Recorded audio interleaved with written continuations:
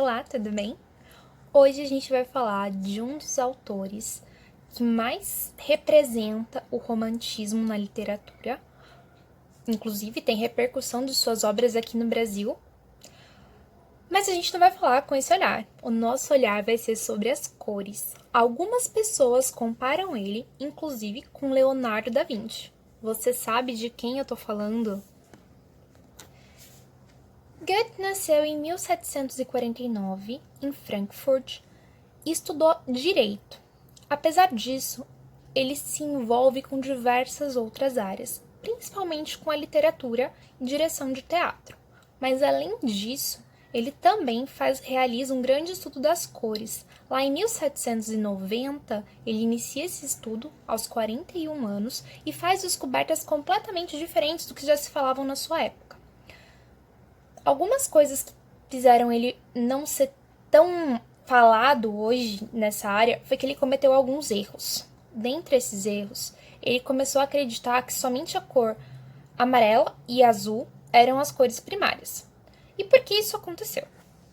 Ao contrário de Newton, que fazia suas experiências com a luz sendo isolada, o Goethe afirmava que as pessoas não veriam a luz de forma isolada, mas sim em conjunto com o resto da natureza. Então ele faz a experiência do prisma, que o Newton também fez, ao ar livre, com a luz do sol e com os reflexos normais que existem. Várias das metodologias aplicadas pelos professores da Bauhaus vieram da ciência e da estrutura descoberta pelo Goethe.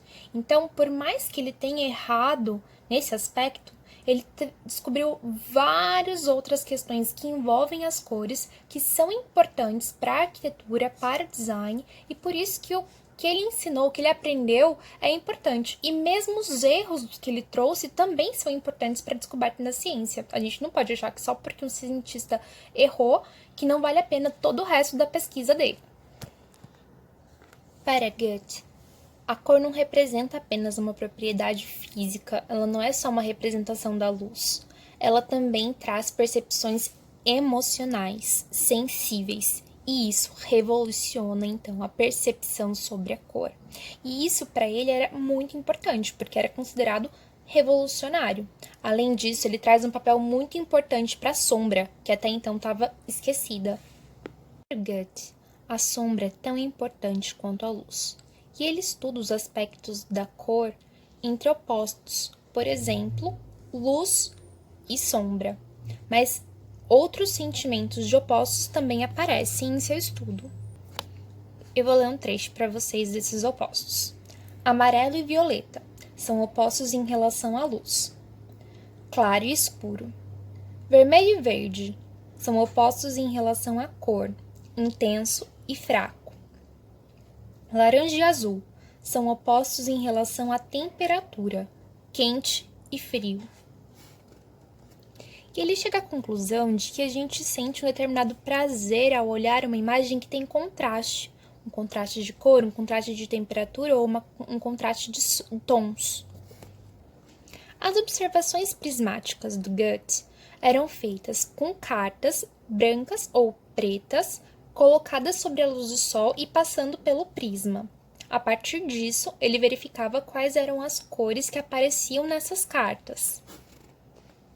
Lendo mais um trecho, a apresentação objetiva do espectro refletido na parede branca no quarto escuro, mediante a entrada controlada de um filete de luz, permitiu a Newton medir a extensão das tiras de luz do espectro, diferenciadas pela cor, e recombiná-las, obtendo novamente a luz branca pela síntese aditiva.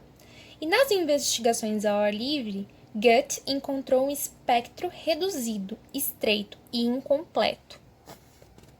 Muitas vezes aparecia nessa reflexão nas cartas ou diagramas de Goethe a cor amarelo e azul, o que fez ele concluir que amarelo e azul eram as duas cores primárias que existiam na natureza. Ele acreditava que quando essas duas cores eram intensificadas, elas se somavam com o vermelho. E isso tem a ver com o próximo sistema de cores que a gente vai ver, certo? Que é o vermelho, amarelo e azul. A gente já viu outros dois, que foi o cian, magenta e amarelo. E a gente também viu lá no início o RGB, então vermelho, azul e verde. Vermelho, verde e azul. Apesar desse estudo ter sido equivocado, ele foi muito importante, porque a partir dele é que se nasceu o círculo cromático que a gente conhece. Várias coisas vieram na sua cabeça, eu aposto, né? Quem trabalha com consultoria de imagem, com arquitetura, com design de interiores, com maquiagem, todas essas áreas trabalham com o círculo cromático. E é aí que vem toda essa questão do pigmento também, porque por Guth era muito mais importante trabalhar com as cores de forma que elas servissem para o pigmento, servissem para os pintores, porque as luzes do sol não iam ajudar muito, não iam servir para esses pigmentos. Por hoje é só, amanhã tem mais. Um beijinho!